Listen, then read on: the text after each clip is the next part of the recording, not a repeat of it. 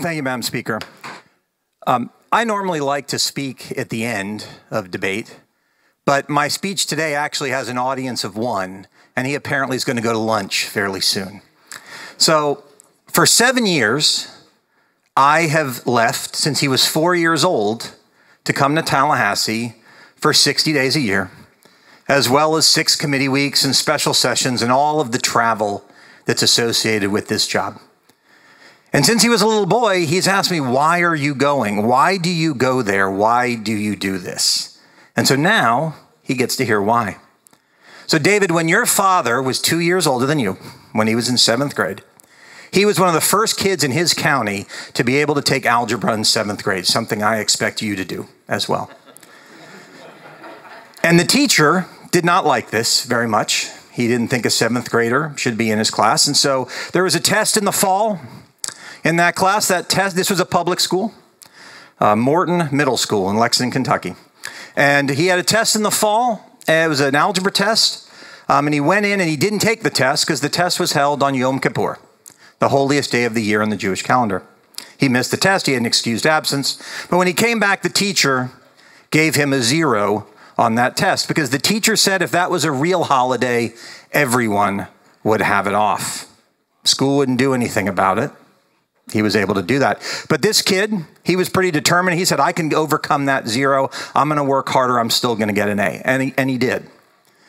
But that teacher let other kids at the school know about that little Jewish boy, and they figured they would take care of it themselves. So 19 times over the next 2 years, that public school failed to take care of that little boy when he was beaten up, and other things I won't bother to share here. Now, that little boy begged his parents, get me out of that school. Get me out of that school. Send me anywhere. But there was no other choice. His parents loved him, but they didn't have a lot of money. His dad's blind. He didn't make a lot of money as a professor. So he had to suck it up. He had to go to that school. And he said he will never allow that to happen to his children. So when David's older brother, Jacob, turned 6, he went to a public school run by the government. And in that public school, he was told one day, he, like his father and his brother, is pretty good at math. He was able to do pretty advanced math in his head. And he came home one day from school and he was told that he too had failed an assignment. Now, it wasn't because of anti-Semitism. He was told that he failed an assignment because he did not do math in the way that the school wanted it done. It didn't matter that he could do 3rd or 4th grade math in his head. They wanted him to learn it the way that they wanted it learned. I said, this is crazy. Who cares? If he can figure it out in his head, good for him. I went and I met with the principal. Principal tells me if your son wants to be successful in public school in the state of Florida, he's got to learn to do math this way. Well, I didn't want my son to hate math. So I said, you know what? I'm going to break a vow that I made, which was I'm going to send my kids to public school. So a few days later, we took him out of that public school and we put him at a private school. And you know what? It wasn't hard because I had gone and I had had a 22-year successful business career and I'd made a lot of money and it wasn't a problem for me to go and put him in that private school, Holy Trinity Episcopal Academy, where David goes today.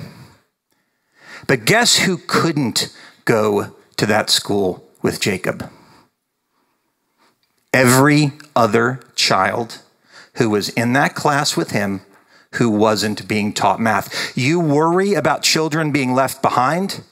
The rich kid didn't get left behind. It was the poor kids, the kids who were like me, who got left behind, who did not learn math, who were behind forever because they weren't learning math the way that they were supposed to learn. You worry about regulating schools, how they are regulated. We have the best regulator in the world of what you call voucher schools. It is their parents. If I don't like how the school that is teaching David works, I can take him out. But you want to know what happened to the public school when I took my son out? Absolutely nothing. There was no accountability. We don't close government-run schools in this state. Very, very rarely. But if people stop going to a private school, they go away. It is the ultimate form of accountability. They have to answer to parents at all times.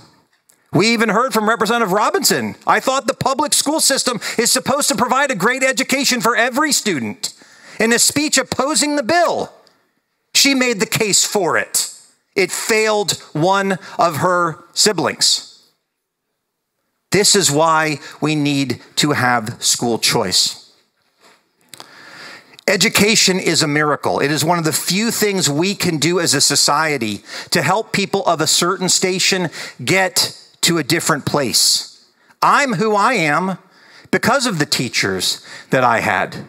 Even though I had that horrible experience in 7th and 8th grade, when I got to high school, I had teachers who came to my wedding, who know my children, who knocked on doors for me, who drove down from Kentucky to Florida to help me get elected. They, along with my parents, made me who I am. Education is a miracle. It is something that we are obligated to provide to every child, however their parents think it is best. We have a choice. Do we trust the government or do we trust the parents? The choice is very, very simple. So David, when I ran, I made a commitment that I said that by the time I left the house, every child in Florida would have the choice to go to any school they wanted, get all of their money, and whether it was public, charter, virtual, private, whatever it was, they would be able to do that. Many of us in this room have made that promise as well. HB1 delivers on that promise. Every child, every dollar, every form of education.